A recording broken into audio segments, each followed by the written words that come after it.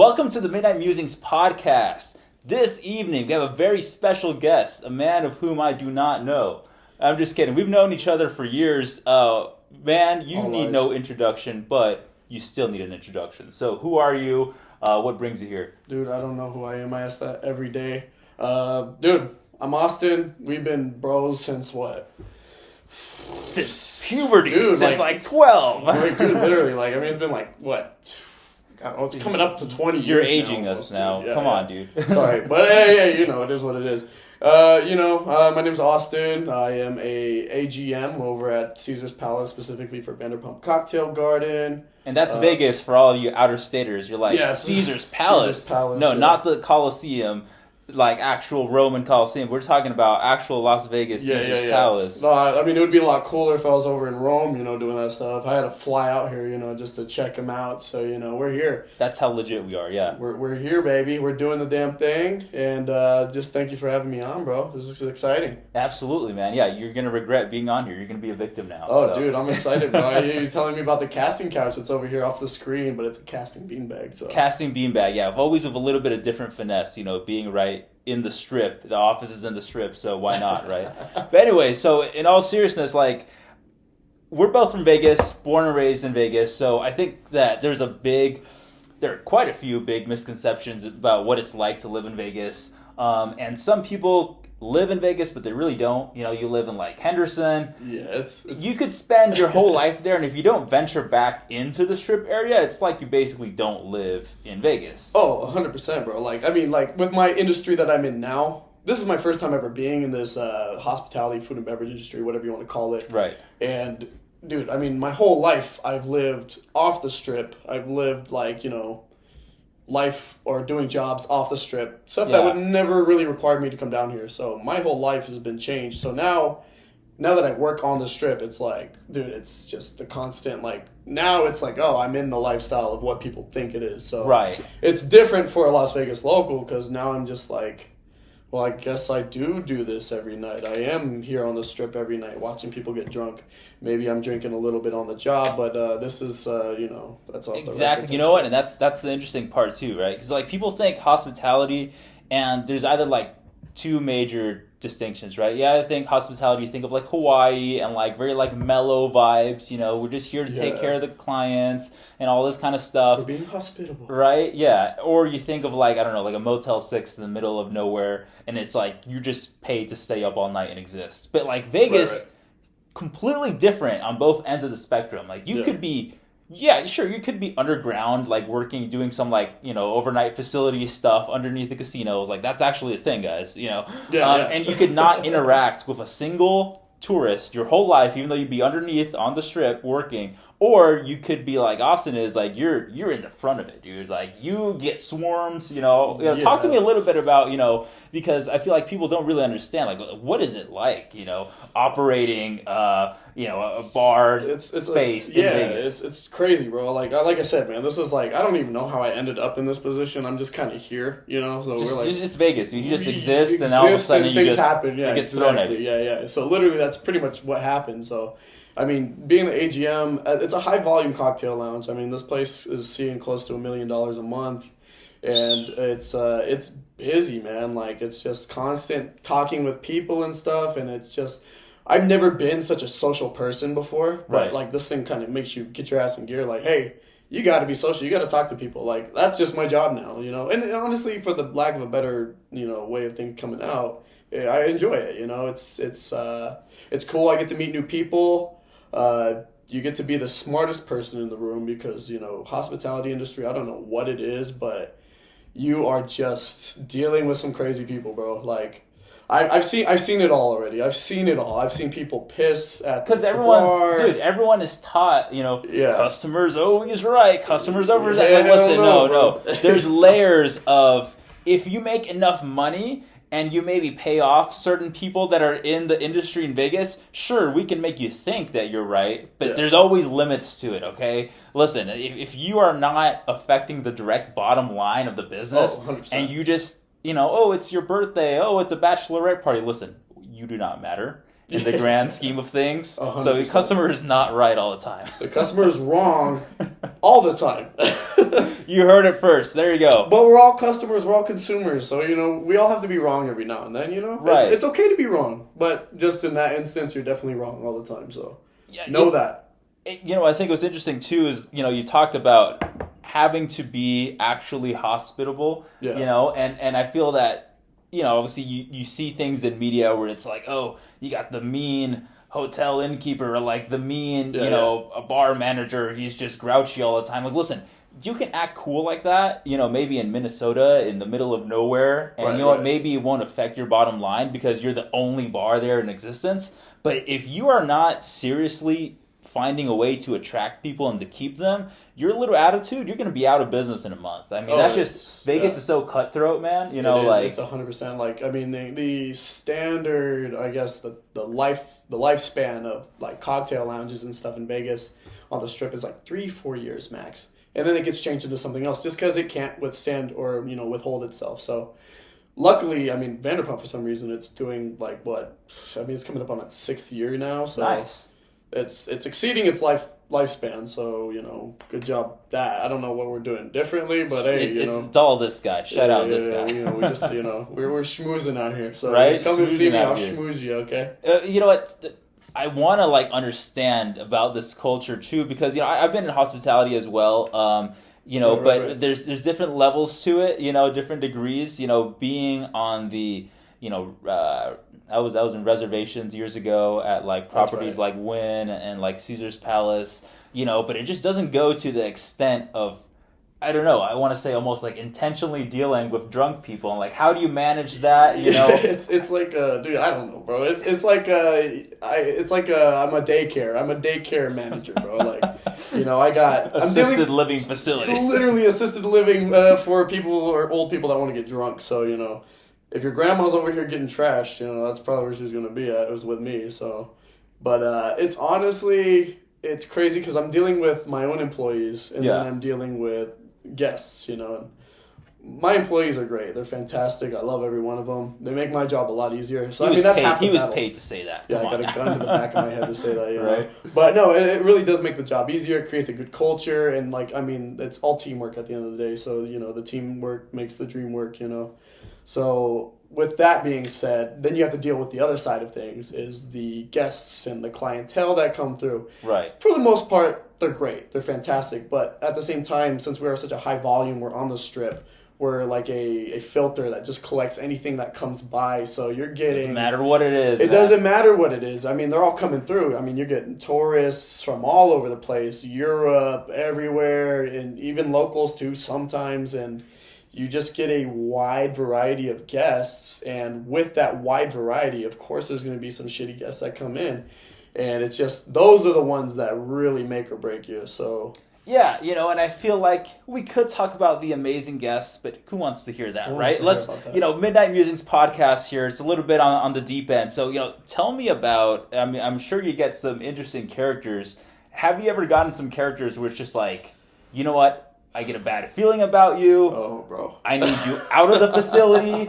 Or maybe, you went against your gut feeling. You're like, I'm going to keep you even though I feel like you shouldn't be here. Tell us, man. We want to hear the dirty, bro. Tell us about it. Start? Man. I've seen it, like I said, bro. I've seen it all. I mean, I can start with one of the most recent ones. I had a lady piss herself at the bar. Oh, like great. at the bar top. Yeah. And there was just a puddle of piss just sitting everywhere. And I didn't really see it happen, but I guess what the whole story was. So what happened was, so this lady was sitting with her daughter and her husband. Okay. And I guess she got so drunk that she pissed herself. And the daughter and the father or the husband got so embarrassed that they just walked away. Like, I mean...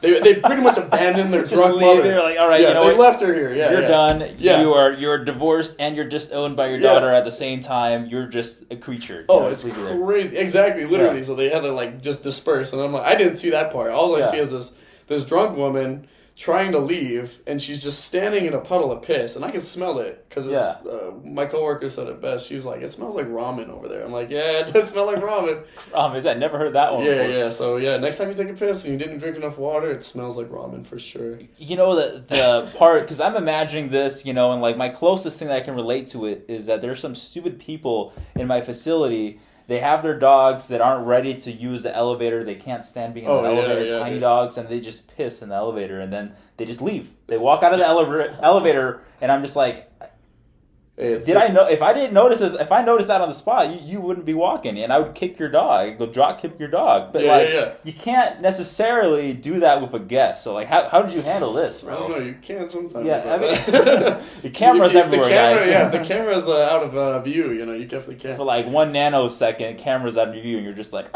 yeah. Well, with this situation specifically, I mean, if you're pissing yourself, of course you're too far gone. Yeah. So I'm talking to the lady. We're trying to close her out, and she's like, "I'm trying to pay," and I'm like, "Okay, well, here's the tab right here. It's already in front of you. Pay and get out of here." She's like, "Oh, can I pay right now?" And I'm like, "Yeah, the tab's right here. You just got to put your card or some money on the thing, and then we'll get you going." And then she's just looking at me confused, and she starts crying, and I'm like, "Look, miss, I need you to pay right now." And now she's like, everyone's kind of making this. Well, she's making a scene. Everyone's staring at her. I mean, this lady's covered in piss. She's standing here. Just what color clothes was she wearing? Well, that's the thing. So, do you think the piss? Okay, I gotta kind of say this. So when she peed herself, give us a visual.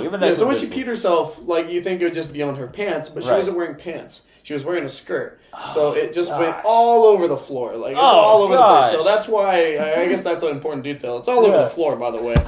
It didn't get absorbed by any big amount of clothes. No, it just went straight on through. I mean, I don't even think the girl I don't think she was wearing panties or anything, to be honest, because with how much she peed herself, there was a lot. Like, it would cover, like, a good amount of square footage. Yeah. But anyways, you know, this lady's just rambling how she needs to pay the bill, and then she can't pay the bill, and she starts walking away, so this is where we have to get involved, get security coming. Yeah. And then, you know, I'm trying to talk to her like, "Hey, miss, you just want to take a seat here?" We're trying to throw a towel at her or something. I mean, I want to, you know. At this point, I'm like, "You fuck yeah." But you know, she sits down at one of our cushion benches, and it's gonna absorb more pee on her. No. So she's just like tracking it everywhere, like a new dog in the house. You know? I'm like, all right, at least she's sitting down. She's not walking away because we can't technically chase guests or anything. Yeah. Unfortunately, but. Luckily, she sat down, so I'm just trying to talk to her and distract her. Right. While security comes over. Don't move. Listen, you're going to be euthanized very shortly. Just don't move. You literally, I'm like, okay, hey, you missed. You have to tend the rabbits, here. Let me go get you some water. Yeah, literally. Hey, lady. But, so anyways, you know, I'm watching her sit here, and finally security comes after, like, fucking 15 minutes. Yeah. And then they're talking to her and stuff, trying to get her out of here, trying to make her pay. They force a card out of her. Make her pay. That's like, Vegas for you. Do you want to trespass her? I'm like, I don't want her back here again. Hell yeah, bro. Get her out of here. So they take a picture of her, send her off her way. She's not allowed at Caesars anymore. So shout out to Piss Lady, I guess, for giving me a fun time.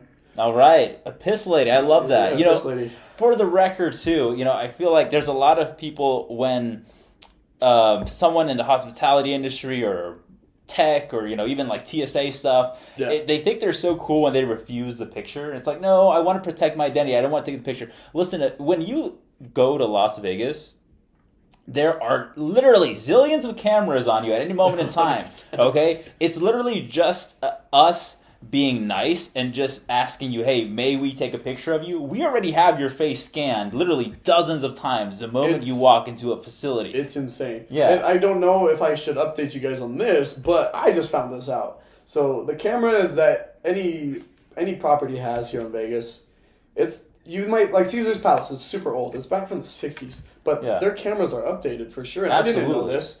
They got facial recognition on every single camera that you can put your eyes on. So if you think you're getting away with something, you're not. And that blew my mind. I just found this out like 2 weeks ago. You know, and the part that's real funny, too, is that a lot of people, when they get banned from a certain property, and they think that they can get away by going to, like, another property that they think is unrelated. So, for example, if you get banned from, like, I don't know, Vegas casinos as a whole, I don't know what the hell is wrong with you. You're a menace, bro. I don't know. You're literally, you're a menace. But if you think you can get away with it by going to another property, you may also be sorely mistaken because all the properties are run by chains. So, like, even if Caesar's Palace, you may not know this, they also own a ton of other properties. So they'll own Paris, they'll own Flamingo, they'll own this.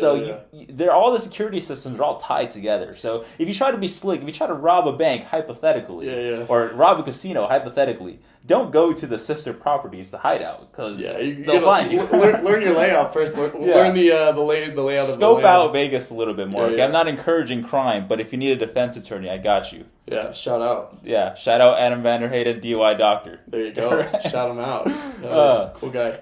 Speaking of that, I know that Vegas is super small, and timing is like really of the essence. Sometimes like we don't understand what's going on, but the world just kind of ties us together. And like, so there was an instance where I was like, I knew where this I knew this is going. Yeah, so to add some context, right? Vegas is a very creative city. We're rivaling. I think for sure we're going to be better than what Hollywood does. But at the moment, still Vegas is pretty young for productions. So I had a production where I was working with a client and we needed to shoot this courtroom commercial. And so obviously my bro Austin comes in, courtroom commercial. Yeah, it was for an attorney DUI doctor, hence for DUIs. And then like happenstance, I mean, I don't know. I just end up referring him to you, and literally, I go up to Marlon, and I'm like, "Hey, bro, I actually, I need a DUI. I need to talk to him." I thought, like, this guy is acting really well. I'm like, dude, the camera stopped rolling. Like, the commercial was over. It was method acting. I wanted to really know how it was like, so I actually got into a DUI just for the commercial. That's just for the commercial, just for me, so I could be like guy in pew number 12. So I just wanted to get a feel for it. Right. No, but what happened was while we're at the commercial, I go talk to Adam, and I'm like, hey, like, I'm actually going to need you here. And I don't know if he thought I was joking too, but he's like, oh, yeah, for sure. But then he comes back later, he's like, he gives me his card, and he's like, hey, just reach out to me anytime.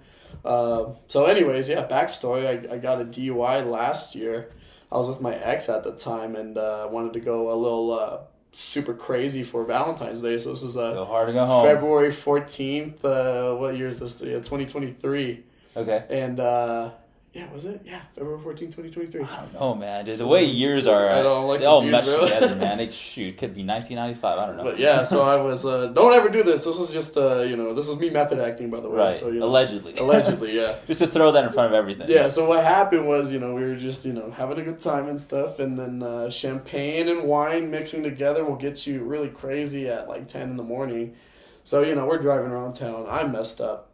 So I drive into the Harrah's parking lot, and it's the employee parking garage. I don't know how I ended up in there, but I'm like drunk and trying to figure it out because I'm trying to go to the link because we're trying to drink somewhere on the link, the thing. I'm not an alcoholic, by the way, but I'm trying to drive, and I get stuck somehow in the employee parking garage of Harrah's. Yeah. And I take a wrong turn, and I make like an extended right, and I'm stuck in between this gate, and there's like wooden pallets and like scrap metal. Oh gosh. And I'm like, dude, this is not a road. I'm stuck, and there's a gate in front of me. You're literally in the back rooms literally of Vegas. A back room of Vegas, and I'm stuck, and I'm like backing my car up, and I go poof, doosh, doosh, and I'm going back and forth, and I get out, and I'm doing one of these things like trying to see where I'm at, right, trying to get your peripherals, and you're seeing like 5 cars and just one, and then there's a staircase right above me, and security starts yelling at me.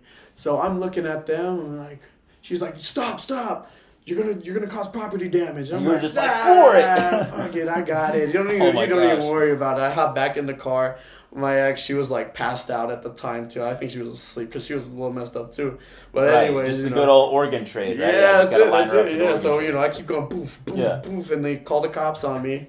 And then at this point, dude, I'm like, I got this down. I didn't do anything wrong. Hangover levels of like confidence, bro. The confidence is just there. That was my mind at the time. I'm just like, the confidence. I got it. I'm good. So the cop comes and makes me do the sobriety test, and I'm just like, I'm clearly not nailing it because I ended up going to jail. Yeah. But I'm like, I got this in my head. They're gonna let me go. And then I keep looking back at my girl, and then I'm like, yeah, I got this. Like, I know I'm good.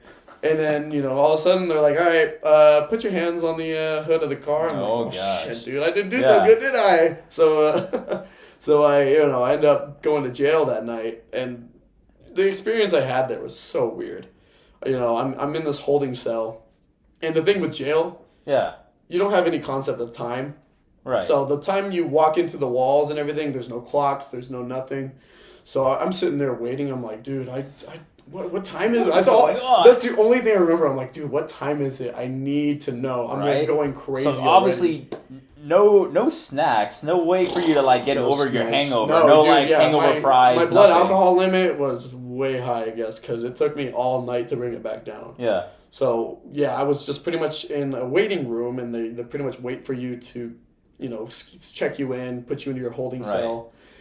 After only God knows how long I was sitting in there for. They put me into a holding cell with like 8 other dudes. Yeah. And immediately they're like, "Hey, yo, like, what you in for, bro?" Oh, I put on my white, real quick. I'm like, I just did a DUI. I'm not gonna be in here that long. I'm like, well, shit. Oh, you didn't go in the other direction? You'd be like, oh, I just ate a man. I just ate his face. Yeah, dude, no, dude. I'm like, butthole clenched, bro. There's signs all over the place talking about sexual abuse and shit. Really? Like, dude, my butthole is done, bro. Yeah.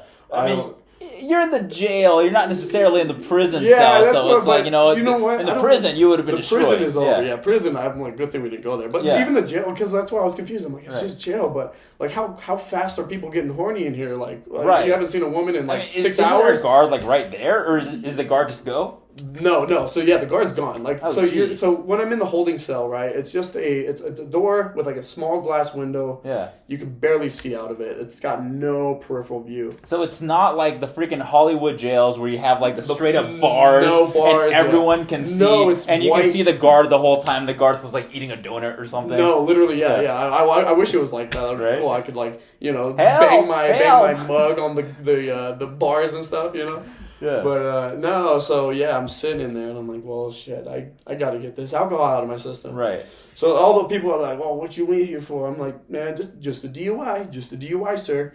And then he's like, well, yeah, man, I was out here, I'm robbing and stealing. I messed up my baby mama and stuff. Oh, jeez. I was like, dude, hey, man. He's like, I've been in here for like 8 months, man. I was like, that's cool, bro. I'm about to get out of here right now. This seems like a perfect time for a question. Uh-oh. Audience. Uh-oh. What is the most heinous, intense crime you've ever committed? Leave it in the comments. You know what? Yeah. And you may have to censor your own comments or not. Who knows? Just demonetize us. I don't care. Anyways, baby. I'm curious. We need more juiciness. So you know what? I might have one of you on here. Oh yeah. Even though you might be behind bars the next day, but that's okay. Yeah, we should turn this into like interviewing felons. Dude, this is confession hour. Like, yeah. I literally I'm just a police informant. I'm just like, all right, we got him. Coming in, FBI, open up. Yeah. But, I mean, pretty much all I did was I just was like, hey, time to lock in.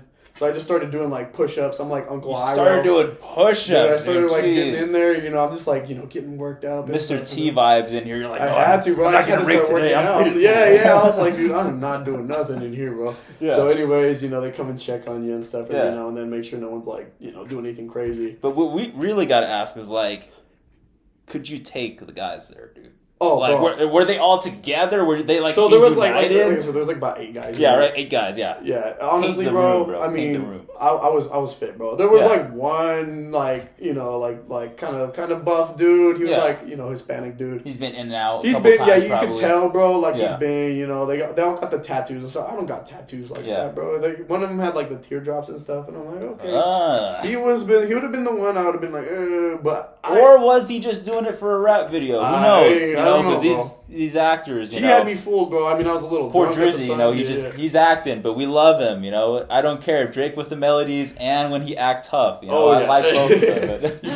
You can't be both. Yeah, but some of them, they're really about that life. So some of them are. I didn't want to find out. I was like, I'm not gonna be in here that long. So I said, y'all don't mind me. I'm just gonna be in the corner doing little push-ups and little push-ups. And you excuse yourself too. Yeah. I said, excuse me, boys. I'm gonna go over here. Pardon me. Yeah. But I love that. So with that being said, we're going to be right back. I hope you guys are enjoying this episode. Really fun, really unique episode. I will see y'all in a bit. Commercial break. Bam.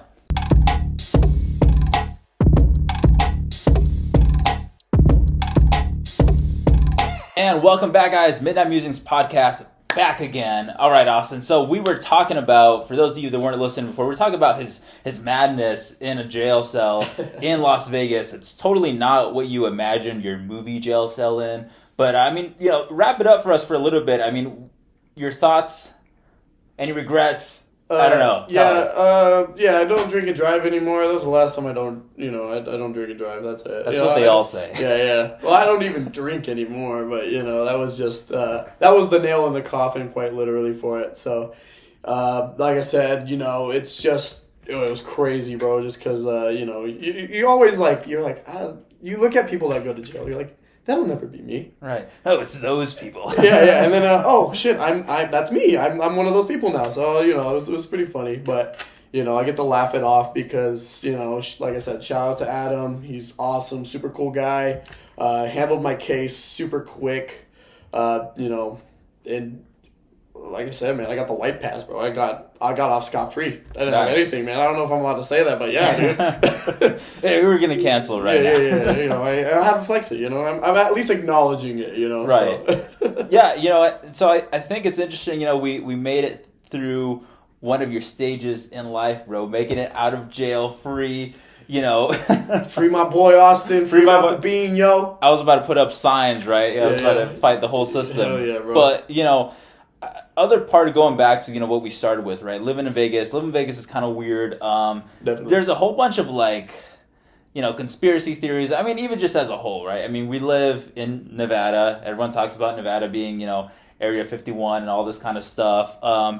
There is, a random, actually, there's quite a few random ghost towns in Nevada. People think are haunted. A lot of people don't even know that, hotel rooms themselves. Oh, yeah. Or hotels as a whole, are haunted. So, I mean, you nowadays, you're definitely on the Strip a lot more than me. This facility's on the Strip, but I don't actually venture into the hotels pretty often. I mean, What have you come across? What have you heard?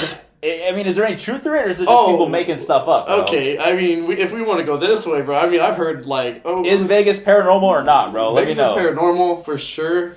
I mean, if we want to go to the paranormal side of things, definitely there's some freaky stuff going on. Have you ever been to Zach Bagan's Haunted Museum? Put on your blankies, y'all. You know what? I have not. No, I've heard about it, but I didn't even know it was in Vegas, to be honest. Gimmicky or not, I definitely got possibly possessed. Oh, jeez. Yeah, because there was so if you ever go to the Zach Bagan's Haunted Museum.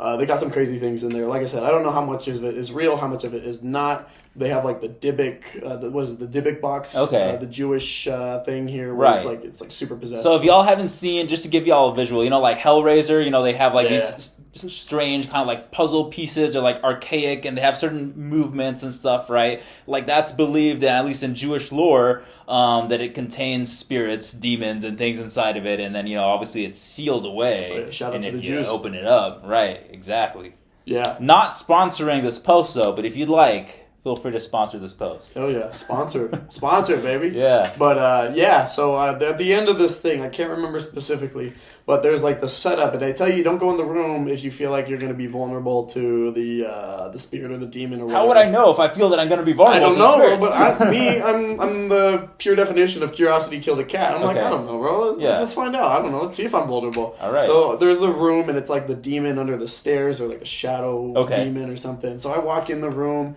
And I see they kind of have this thing here, and it's the possession of the demon, or the representation of it. And so it's is it a painting or something? No. So it's I can't remember. It was kind of a setup of what Zach has seen in his dreams, I guess, because that was the thing. Right. It was how he's seen it. So I walk in the room, I feel a little weird. I'm I don't know. I think I'm vulnerable. I'm gonna get out now. Right. So I walk out. And I'm whatever, this is fine. Yeah. So, anyways, afterwards, we have a good rest of the day. This was with the family. Okay. And then I go back home, go to sleep. Nice wholesome family activity. It's crazy. Let's go find some demons today. This is white person activity, bro. Oh yeah, baby. You know how we do it. Yeah. So, anyways, we go in, whatever, come back out, going home, go to sleep. 3 consecutive nights, this shadow figure demon possesses me in my dreams through sleep paralysis. Oh, geez, okay. So it visits me into my room 3 consecutive nights, and it never did anything, but it was the exact figurine. It was crazy, the exact figure. It was this big black beast. It looked hairy. Wow. I mean, it stood I remember it kind of coming into the doorway, and it had a kind of bend down and come up, and sleep paralysis sucks. Contorting and everything. Yeah, literally, like, it had to come on through, and it was like watching me. It didn't do anything. It didn't touch me at all. Yeah. But it did the same thing for 3 nights. It just came into the room, watched me, and left. That's crazy. So I'm like, I don't know what happened. I don't know if it was like, I don't know, I smell bad or something, but it didn't want me. So do you think it was that specific, like, the staircase environment that you were in, or do you think it was any other, like, areas that, may have influenced you, or it was just that? I don't know, because like certain objects, cause or create certain reactions, right? Right. According to each lore. Right. So like, I would have assumed maybe I could have probably assumed maybe it was just the whole presence of everything. Right. Going in there, and then that was like the hay what is it, the needle that broke the hay that broke the camel's back, I don't know, expression, something like that, but I know something like that. I know my weird audience is probably not a stranger to like sleep paralysis stuff. I'm not a stranger to that stuff either, so it's like, it's very interesting when you have something that triggers that. I mean, so okay, you've encountered this weird stuff in Vegas, like, what did you do to try to like counter it? Or were you just like, you know what, I'm just gonna go to bed the next night. Hopefully it's not there, and if it's there, it's literally there. Bro, that was it. That's exactly it. I mean, like, I was thinking about it, but like, honestly, like, what I did, because like I was nervous the first night. I'm like, okay. Right. The first night I was like, maybe it was just a one-time thing. Right. So I go to sleep again, and then I'm like, it comes again. I'm like, oh my god. So the second time I woke up, that's when I started getting demons like, out. hey, so like, what are we like? Yeah, I was like, can I move in? Like, yeah, I mean, like, come on, big boy, I was like tripping out. So the second night is what got me, because I'm like, I've had a few instances with consecutive dreams and stuff. Yeah. But with this kind of like level of like sleep paralysis and everything, it was freaky. So the third night, I just couldn't sleep. So I was like, were you like anticipating it? You were like, you know what, it's probably coming. I broke out the Holy Bible. I was like, no, I was ready. So you didn't get the cameras, bro? You should have gone the cameras. No, I did not want. I was not ready to see it. I was like, I did not want to capture anything. I'm like, hell no cameras. Yeah. So I mean, I was like reading the scriptures and stuff. I'll say the prayers, and then it came back again. Well, I couldn't go to sleep, so I had to take some NyQuil, like Helen, just overdose, knock myself out. Okay. I'm like, maybe if I just sleep through it completely. As long as you don't take the Benadryl, because then you see the Hat Man. Yeah, I don't want the Hat Man. The Hat Man and this big hairy demon, man. I'm screwed, bro. I'm going to get gangbanged by these two demons, bro. But, so it woke me up through my NyQuil sleep, and it did the exact same thing again, came in the room, and then left, and then the fourth night came around.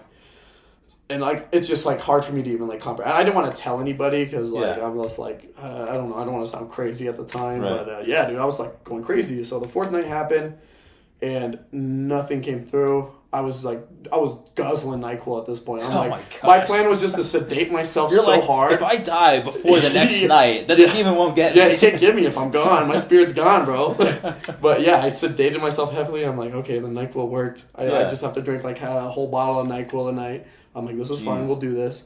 But, as the time went on, like, kind of, like, it just went away and it never came back. So, thank you for not bothering me anymore. Right? I think we're cool, so we dapped up. And it was just a temp, bro. That was it. Yeah, he was just trying to flex. I'm like, okay, cool, I know you're real, bro. I respect that. I respect you. I got you, but, So this raises another question, so for my lovely audience. So, if you guys have ever encountered, paranormal activities, drop down your weirdest experience in the comments. Drop it down.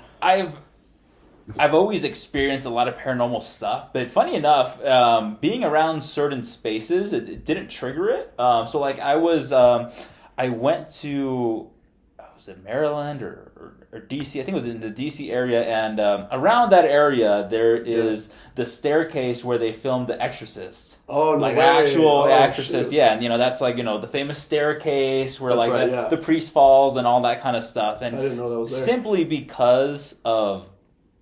Not that was a haunted place before, before the set, I'm sure it was just a regular place. Yeah. But because of the concentrated energy, people putting their minds into, let's make this scary thing, that actors and actresses started experiencing real paranormal stuff. I feel you on that. And so put the energy to it. Right. They put the energy to it, and obviously because of like the cultish following that followed through, the energy stayed concentrated within there, right? Yeah. So if you guys are kind of, if you're a little witchy or whatever, you're a little esoteric, like they call that tulpas, basically, where a whole bunch of minds, they put their energy into one thing, and because there's a kind of a consistent vibe to that thing, it creates that image. Right. So it's kind of interesting. Like snowballs the energy into like manifesting. Right. So basically, you have this empty space, you have dark energy around it, and the demon is, I don't know what shape or looks a certain way, and it's like, oh, everyone's thinking about this one type of creature, let me just turn into that creature, right? That's what they're afraid of, so I'm that, right? So, basically, that's the premise behind it. I was there, I went to the staircase, and I was just like, I don't feel anything, which is weird, because I usually always have a lot of paranormal activity, and then when I actually, unfortunately enough, I like on purpose go to look for him, like, all right, come on. Give me a little something. I'm ready. And nothing came. And I was like, oh, all right. That's a little anticlimactic. But, continuing off of like Vegas, just weird in general. I mean, have you experienced anything, I guess, on property? I mean, not necessarily paranormal. Yeah. But I don't know if I... Really, I don't know if this person's just weird or if they're possessed. Well, this was a weird encounter. So this is a glory hole story, by the way. Oh, okay. Yeah, let me explain this. I've told this story. I didn't know your place recently. was like that. I'm just well, I didn't know it was like that either. So this is the situation. So I'm going... So this is when I was a host at the time. I was just hosting. Okay. And it was like 1 a.m. I'm done with my shift. I'm ready to walk out, but... Right. I'm going to go use the bathroom real quick before and that's still like rookie hours in Vegas, okay? 1 a.m. is like, you're fine, dude. Like, we're open 24/7. Things are fine, you would think. So I'm going to the bathroom, right? And I go down, there's like this escalator, and it's all the guest bathrooms. Okay. It's like the nicer bathrooms that you go to. Nice. And me, I'm a selfish asshole. I go all the way down. I take the big handicap stall because I like the big one. If you don't use it, exactly. If there's a wheelchair that rolls up, sorry, buddy, I'm handicapped. Right. But so I'm going in the bathroom. I'm doing my thing. Now, mind you, they just polished the floors, right? Okay. So I'm sitting down doing my business. I'm like, man, these floors are super reflective. I'm looking around. I'm like, okay. That's what I love about being in Vegas. I mean, can you imagine just like a regular city? They don't have like housekeepers in the middle of the night and doing this kind of stuff. No. Those would be disgusting. Oh, bro. yeah. If we didn't have maintenance... in the nighttime, bro, every hotel would look just disgusting. We got maids making pretty good money out here. I would assume. Maybe I'm speaking out of place. Shout out to all the housekeepers, all the maintenance people, bro. That's a tough job, man. Yeah. So, you guys polished those floors too damn well that night. So I'm sitting down. I'm doing my number 2 business. I'm on the phone. Okay. And then all of a sudden, this guy... Out of all the empty stalls, this is like a row of like 10, 15 stalls. Yeah. All empty. Resort bathrooms are freaking big. There's just rows and rows and rows of them. This guy pulls up and sits right into the stall next to mine. I'm like, okay, that's a little weird, buddy. But anyway, so I'm on the phone. I'm trying to finish my business and stuff. And the guy, I can see him pull down his pants. I'm like, this guy's not shitting. He's jerking off. You can see. Oh no! I can see the motion. I can see him in the reflection of my proximity. Yeah, literally, bro. So I'm like, okay, this is weird. I'm trying to pinch it off now. I'm like trying to get out of here. Maybe your fears is what was driving him. He was like, yes, he's probably sweating right now. Yeah, dude. I was like, dude, I was intimidated. I'm like, what the? I've never had this before. I mean, talk about intimidation tactic, bro. Just a guy trying to square up with you, or a guy just jerking himself right next to you, and he's like, he's horny in the situation. I feel it. Yeah, he's like, yeah. I mean, you have fear, don't you? I gotta get that down, bro, because that's the new tactic. But yeah, so I'm sitting here and I'm like, all right, I'm trying to get done. Now, before I even finish wiping and everything, the guy, I can see him.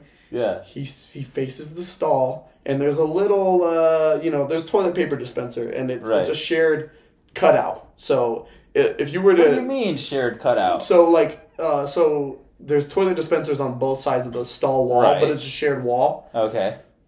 Apparently you can take these toilet paper rolls off, and it creates just a complete hole to go through the other side. No. I didn't know this at the time, so I'm like, what the hell? This is a safety failure. Dude, I'm scared. I felt like a kid. I was like, man, this uncle molesting me, bro. I'm like, I'm trying to get out of here. I'm pulling up my pants. Not the diddler, bro. Yeah, I'm about to get diddled out here, bro. So I'm like out here pulling my pants up. I'm getting out of here. I'm like, that was the weirdest time. That was the weirdest shitting experience I've ever had. Yeah. So anyways, days, weeks go on, and then one of the old workers that used to work at Vanderpump, he's gay, and he's into doing some freaky stuff. I guess gays call it cruising. I didn't know this was a thing, but it's pretty much like you go and you pretty much just meet up at public places. Okay. And you guys finish each other do off. It in public places? Do your public places. Jeez, man, I thought cruising was just driving a car. Now I know. Yeah, dude. So now when you the more you know. Now if your homie says I'm going on a cruise, be like, oh, right? I'm gonna start second thinking that, right? Yeah. I don't know. Are you going on a ship? Or are you going in the middle of nowhere? So, anyways, we're talking. I hear him over talk about like, this is a cruising spot. Okay. And I'm like, cruising? What does that mean? He's where's like, the boat, y'all? Yeah, he's like, no, like this is a hookup spot. Oh, okay. Downstairs. I'm like, downstairs? What do you mean? Like, where downstairs? Like in the employee area or in the? He's like, in the bathroom. And the end of the stall, there's a big handicap stall. And I'm like, that's your stall, bro. I got PTSD immediately. I'm like, no. So he was trying to make contact with you, bro. Yeah, dude. Jeez. So I was like, oh my god, someone was trying I think I would prefer the demon, bro. Yeah, I mean, like I put it together. I'm like, someone was trying to put their dick through that hole. Oh no! I was like, what the hell? So yeah, long story short, there is a bathroom downstairs that don't ever use it past a certain hour. I'd assume. I don't know. Yeah, but yeah, or use it. Here's a $5 entry fee. I'm not judging. Or use it, I guess. I don't know. You know what? I'm just trying to monetize, bro. Yeah, if you can put some money in the machine, yeah, why not? Huh? Yeah, so. I got a willing participant here. $5 for you, $5 for you, and I'll put a little timer here. You got 30 seconds, and make it quick. Make it quick, buddy. Yeah. So scary. That was scary. That was scarier than the demon in the staircase. Right, because I mean, demon in the staircase. Listen, look. According to lore, there's a lot of things you can do to ward it off. It never touched you, but this guy... I couldn't pray that dick away, bro. This guy was tangible, bro. He was right there. Like, can you imagine if you just decided just to crawl up, bro? Just like, have you seen the movie Legion? It's like an early 2000s movie. I can't remember. It was like one of these like apocalyptic movies, right? And so basically like the whole town got possessed by demons. Okay. Because there was like this archangel or whatever. Right. They had beef with another archangel that like broke down. Yeah. And there was this grandma, and then the grandma like starts crawling on the walls. Yeah, bro. Can you imagine, bro? You're just there, you're using the bathroom. This guy just crawling up. Hey. Dick out and everything, bro. Like, fully erect. You want somebody? Bro, I don't know how I'd even react to that situation, bro. It's just... Yeah, I'd have to try to claw on the walls, too, to assert dominance. Right, you assert dominance, right? Yeah. I'd probably get hard, dude, just out of, like, confidence. I'd have to, like, gotta like, square up with freaking adrenaline, injection. Yeah, adrenaline straight up to the dick, bro. I'm like, you want to crawl on the walls, be hard, me too, bro. Yeah, so... I think that jail cell got you, bro. Yeah, dude, I'm paranoid, bro. I'm like... What'd you say, bro? You call me pretty, bro? Right. Dude, that's freaking insane. I think that's the madness of what we live in. I mean, Vegas is incredibly fun. Oh, yeah. Sure, it could be also incredibly boring. I mean, we have some pretty nice retiree homes in areas where you won't have any of this nonsense. But pray for a boring life. Yeah, right? Pray for a boring life or not. It could all change. It's all like a 20-minute drive away. That's the other thing about Vegas, too. Like, people assume that it's a big city. It's like LA. It's absolutely nothing like LA. And that's why everyone runs to come here. Don't come here anymore. We're tired of you making our traffic horrible. Our prices are going up, and I don't want any part of that. I want to be able to buy a house soon, guys. So please, go back to your land. Go back to where you came from. Anyways, hat real quick. Right, put on the hat real quick. Yeah, you new around here, partner. Yeah. Come on, boy. I mean, but we'll know who's a local and who's not. Just how they say Nevada. Or Nevada. Don't say Nevada. When you come into Vegas, don't say Nevada. If you say Nevada... Las Vegas, Nevada. Listen, I hope the demon and I hope the toilet paper guy come after you. So Yeah. There's like loyal guy who's going to get you in your sleep. The demon's going to come to you in the bathroom. How about that? Yeah. So long story short, I mean, obviously, respect any place that you go into. This is obviously... vacation land for millions of people, but it's actually our home. Like, we actually live here. Like, we actually don't want to see it be a disgusting mess. So next time, try not to pee all over the tables or throw up. Or at least go ahead and do that, I don't know. In your bathroom in your hotel that you pay for, and then don't forget to clean up after it, or, tip your housekeeper very, very nicely. But, anyways, so this has been fun, man. Any final words that you would tell your audience listening, if you could say anything to your audience, whether it's serious or funny, please let them hear it. They're dying to hear it right now. Hitler was right, guys. Oh my gosh, bro. and we're demonetized. Thank you for watching Midnight Musings Podcast. See you next time. Comments, questions for my boy here. His info is going to be linked as well. And catch you next time.